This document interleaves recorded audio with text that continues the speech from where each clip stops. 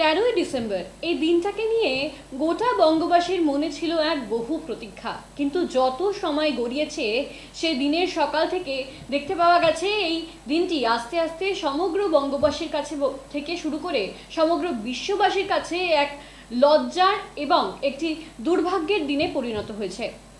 কলকাতার যুবভারতী ক্রীড়াঙ্গনে ঘটে গিয়েছিল সেই বীভৎস ঘটনা, যেখানে দর্শকদের পক্ষ থেকে অভিযোগ উঠছিল যে মেসিকে তারা হাজার হাজার টিকিট কেটে দেখতেই পাচ্ছেন না।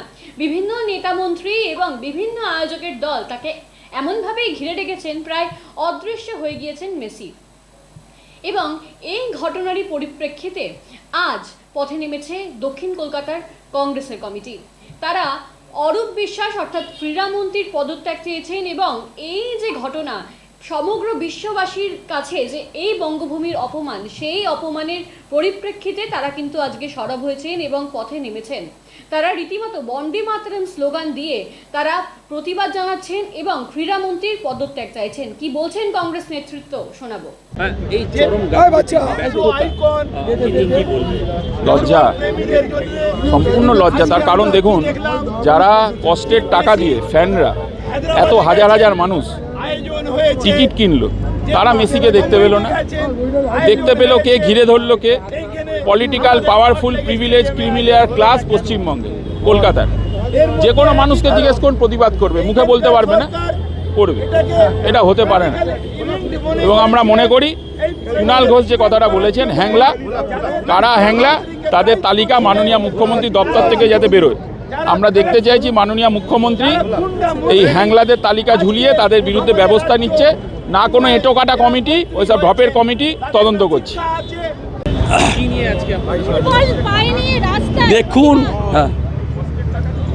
আপনারা জানেন কলকাতা কেন সারা বিশ্ব জেনে গেছে সল্টলেক স্টেডিয়ামে মেসি কনসার্ট ফেলিওর হয়েছে। আমরা তাই কলকাতার মানুষের মুখ পুড়ল। হায়দ্রাবাদ পারল, মুম্বাই পারল, কলকাতা পারল না। আয়োজক সংস্থা শতদ্রু দত্তকে গ্রেপ্তার করে শুধুমাত্র লাভ হবে না, আয়োজক সংস্থাকে টাকা ফেরত দিতে হবে, টিকিটের টাকা। এটা আমাদের 1 নম্বর দাবি। দ্বিতীয় দাবি, ক্রীড়ামন্ত্রী অরূপ বিশ্বাসের পদত্যাগ করতে হবে এবং দমকল মন্ত্রী সুজিত বসুর পদত্যাগ দাবি করছি, তা পদত্যাগ দিতে হবে।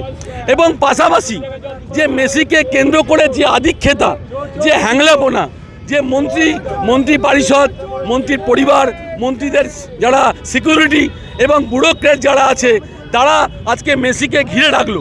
আজকে কলকাতা পুলিশ ফেলিওর, আজকে সরকার ফেলিওর, ক্রীড়া দপ্তর ফেলিওর। আজকে কলকাতার মানুষ হিসেবে আমাদের লজ্জায় মাথা হেট হয়ে গেছে।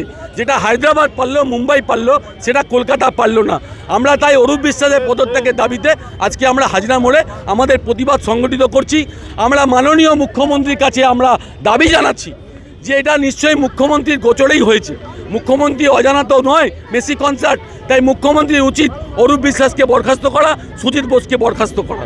আমার নাম প্রদীপ প্রসাদ, দক্ষিণ কলকাতা জেলা কংগ্রেস সভাপতি।